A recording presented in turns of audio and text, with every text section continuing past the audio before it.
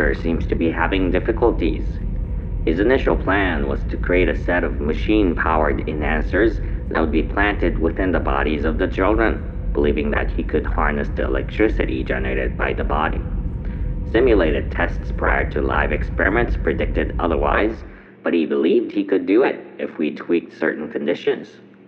So far, nothing has worked. Despite our concerns, he tested the subjects anyway and attempted to artificially boost their power levels by increasing neural activity, which, as expected, killed all subjects involved when it induced a fatal seizure in all of them. He built amplifier devices in preparation for this, but that too isn't going well. The devices literally burned the subjects from inside their bodies. We had placed the subjects within a reinforced glass chamber to observe. Once the amplifier was on, some of the subjects struggled so violently under the physical duress that the reinforced glass started to crack when one of them, as you might have seen through the video surveillance footage, punched his fist repeatedly into the glass until his hand looked like a bloody stump of bones and flesh. He has ordered some of these samples to be preserved in a case for later reference. Only one subject was able to survive the amplifiers, Subject 279. I must say that his case is peculiar. It may be the effect of the amplifiers installed in his body, but Subject 279 seems to be emitting a field of electricity around him. When lab technicians brought electrical tools to test on 279, they all were disabled. The same with the security bots, as well as the surveillance equipment. I'm not sure if this is particularly of value. The doctor seems to think so. At this point, I do have to question whether the doctor is truly capable. He has wasted many subjects. Of course, I know that you have vouched for him, so I will keep observing until you give me the notice to intervene.